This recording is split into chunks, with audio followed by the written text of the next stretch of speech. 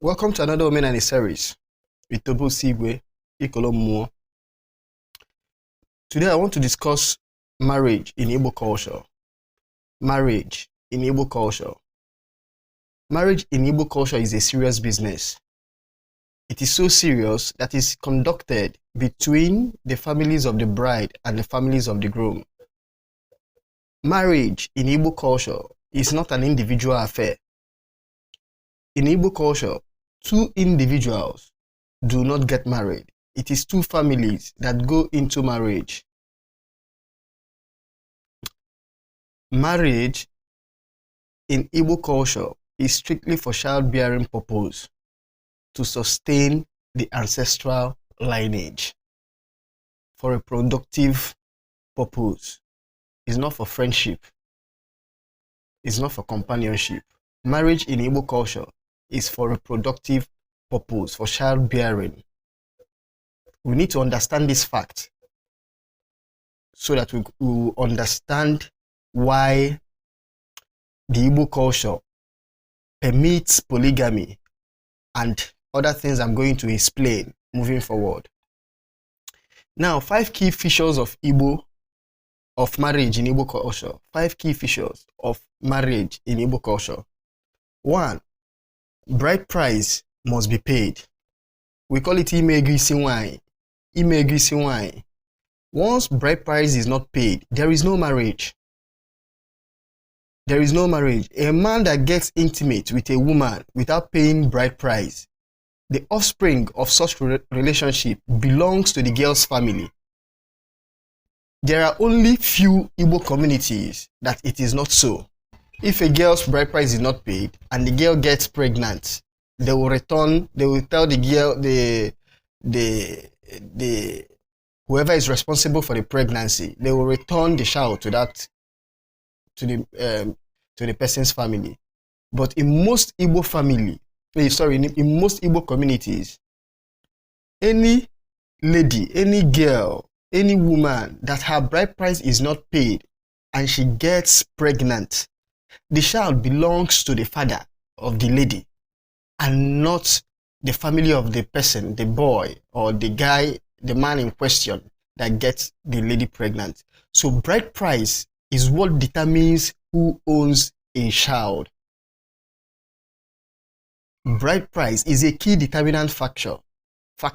Eme ha na-ego isi nwanyị, nya na anugo nwanyị, ọ na-emere ego isi nwanyị, emere ego n'isi nwanyị, nwanyị ahụ ka no benne, it belongs, that lady is still a family member, a full citizen of her parents' family. 2. There must be a sizable number of family members from both sides of the families in conducting the marriage negotiation. Like I said, marriage is not between two individuals. In Igbo culture, it is families that get married, and that's why the two families, the groom's family and the bride's family, they must be present whenever marriage is conducted. It is not an individual thing. It's not what a man and a lady you go to court and get themselves married, or a man and a lady goes to their pastor and they are blessed and they join together. No, in Igbo culture, it is families that marry, that intermarry.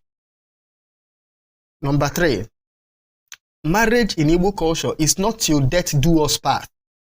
It is not till death do us part. It is in European, is a new thing. This till death do us part is a colonial thing. It came with the missionaries, the Christian religion. It is not our own culture. In Igbo culture, death do not annul or stop a marriage. Any woman that the husband has died is still legally married to the husband's family. The man is still marrying the woman even in death. To annul a marriage in Igbo family, the bride price, if it's the girl that wants, the woman that wants to put an end to such marriage, she returns back to her family and tells the family member to return back the bride price they paid on her head. If that bride price is not returned and the lady returns to her father's family or leaves that marriage, she is still married to that particular man. Till bride price is returned, a lady is still married to the family of the man that paid her bride price. If anybody sleeps with that lady, gets intimate with that lady, and the lady is pregnant, the child belongs to the husband who paid the bride price.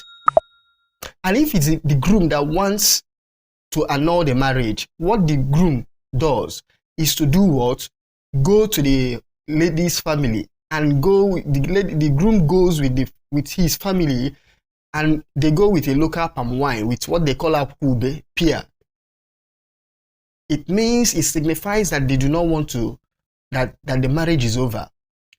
The girl's family in turn are expected to accept the palm wine and also, if possible, if they want, return the bride price that was paid. But even if they do not return it but accept the palm wine, it is assumed, not is assumed, that marriage becomes over. Number 4, the maternal families of the bride and the groom ndị nna ochie must be duly informed and carried along all through the marriage process. The maternal families, ndị nna ochie, in Igbo culture, the nna ochies are very powerful. Remember, I tell you that it's the families that get married. So it's not even it's not just their direct families. The maternal families in the notion must be involved for a marriage to be valid. So marriage is not something that is done in secrecy in Igbo land. Key families will know. Even your maternal families, your Ndinochie, must be involved. They will be duly informed and duly carried along during the marriage process. You know, the Ndinochies are referred to, they are also referred as Ndinwenwa. That's, they are part of the owners of a child. So the Ndinochie of the groom's family and the Ndinochie of the bride's family, they will be duly involved and informed. Number 5, Igbo marriage process makes it impossible for a child to be a bastard. For you to understand the Igbo marriage process, you understand the impossibility of a child being a bastard. There is nothing like a bastard child in Igbo culture because of the marriage process. If a child is what they call illegitimate child, there is nothing like an illegitimate child. A child that is born out of wedlock belongs to the girl's family. So he or she is not an illegitimate member of that family.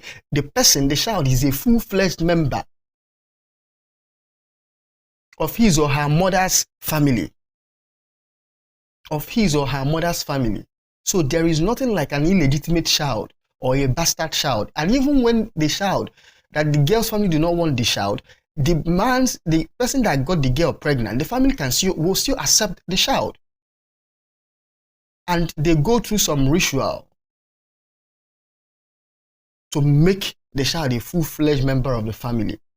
Now, to understand this marriage process, it makes Igbo culture marriage process makes it impossible for child adoption. It means that there is no room for adopting a child in Igbo culture.